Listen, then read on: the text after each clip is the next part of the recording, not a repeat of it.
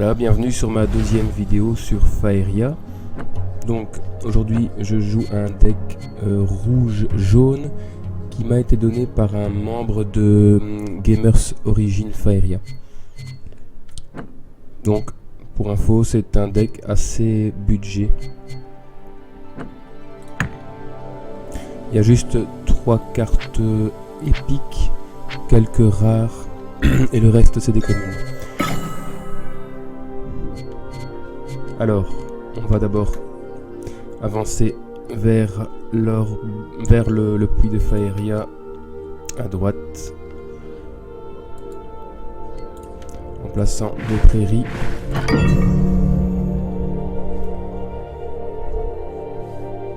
Donc toutes les cartes du deck sont rouges, mis à part 3 spirits qui drainent 3 points de vie, qui sont jaunes, et 3 blasts jaunes qui font 2 dommages à l'orbe ou à une créature.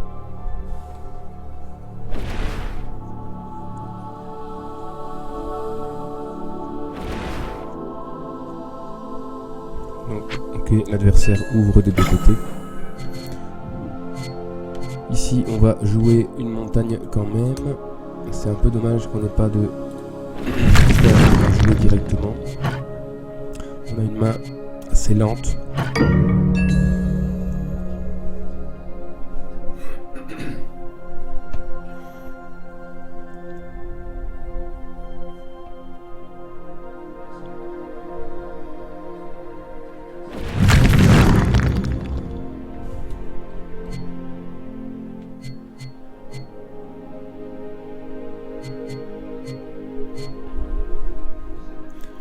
Donc le but du deck n'est pas forcément de rusher directement, c'est simplement de faire le plus de dommages possible dans l'orbe adverse, éventuellement même à distance.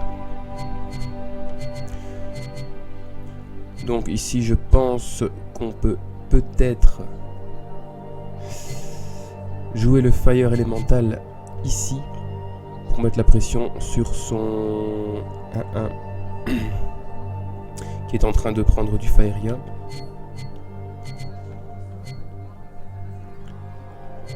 On ne pourra pas jouer les deux, en tout cas la brute et l'élémental.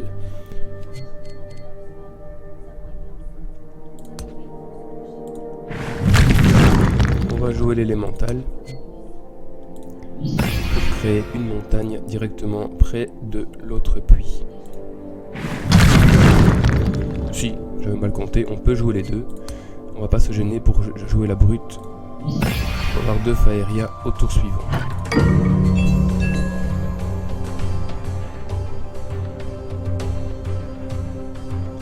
Donc après il faudra penser à faire un ou deux déserts. C'est pas très pressé étant donné qu'on a que 6 cartes jaunes. Mais il faut y penser. Le spirit est plus là comme finisher, ainsi que les blasts.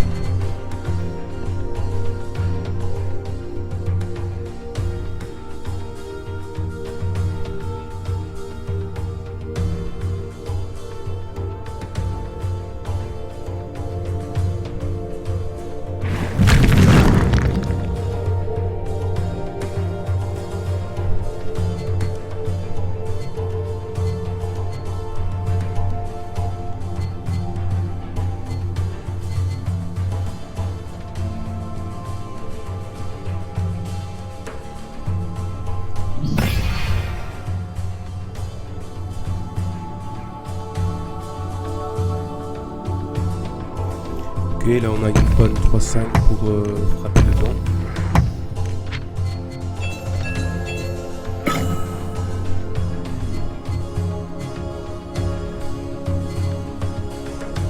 Alors il a oublié ou n'a pas déplacé expressément son cartographeur, donc on va pas se gêner pour le shotter. Il fera une Faeria. On peut maintenant avancer directement ici. Je crois que c'est ce qu'on va faire pour pouvoir créer un terrain juste ici dans le trou. Alors, il est temps de créer des déserts, mais on va pas pouvoir utiliser le spirit à son plein potentiel si on crée un désert ici, étant donné qu'on est encore à 20 points de vie. Donc on va plutôt créer la brute pour mettre un peu de pression.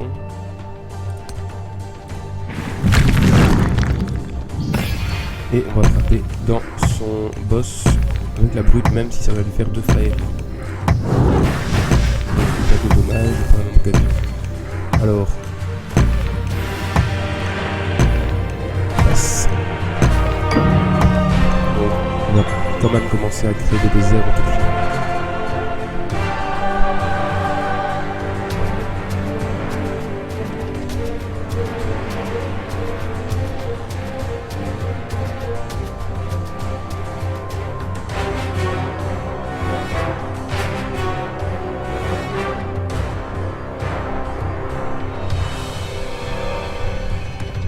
La créature ici avec range est bien placée puisque elle draine de la faeria et elle contrôle ici toute l'hexagonale.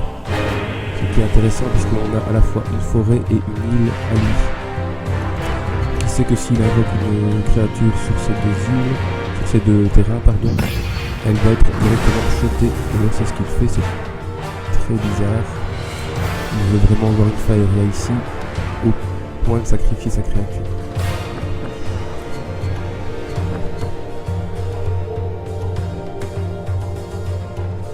On va peut-être jouer une créature un peu plus grosse ici pour intercepter mon tir.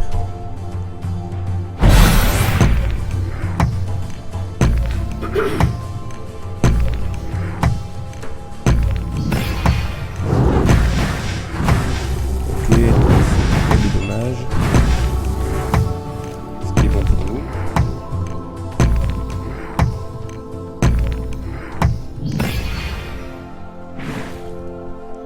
Il n'a pas joué de grosses créatures ici pour intercepter le tir du fire élémental.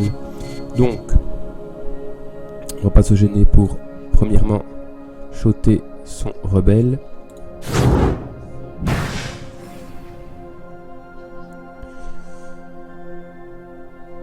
Je ne sais pas pourquoi il a joué un 1-3 ici.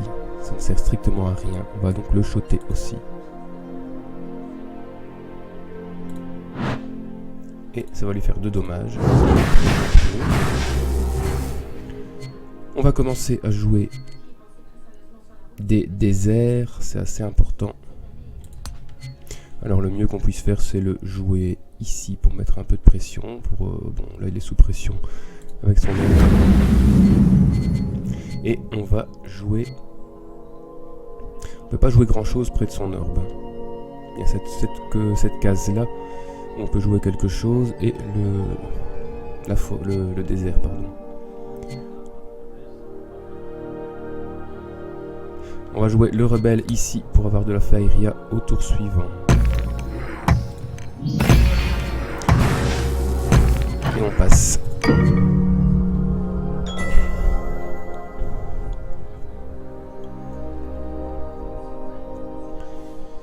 Donc là son orbe n'est plus qu'à 10 et on a 3 dommages ici et 2 dommages ici. Donc normalement il n'est plus très loin de la défaite.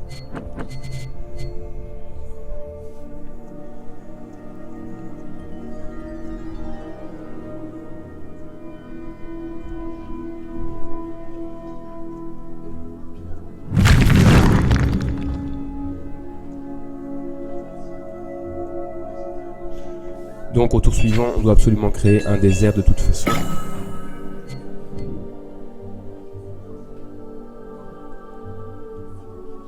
Alors on va avancer celui-ci pour frapper dans son orbe et bloquer sa montagne juste ici au centre.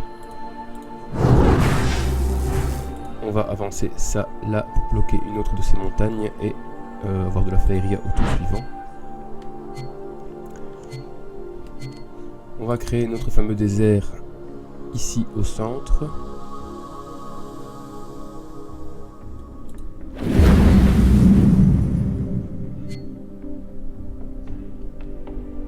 On on va garder ça pour le finisher et on va jouer le taunt ici sur la montagne la plus proche de son orbe. On va garder le fire élémental qui contrôle toujours sa diagonale, ce qui est très bon pour nous. Donc avec ça on pourra le finir aussi. Alors est-ce qu'on joue le Soul Drain directement sur lui? Non, on peut attendre. Donc on passe. Si ma 2-5 peut s'approcher juste ici au tour suivant, on peut jouer le Kobold Barak juste ici derrière et garder sans problème.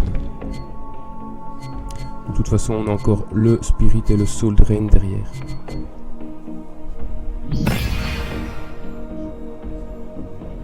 Ah, voilà quelque chose. Il faut surtout pas frapper là-dedans.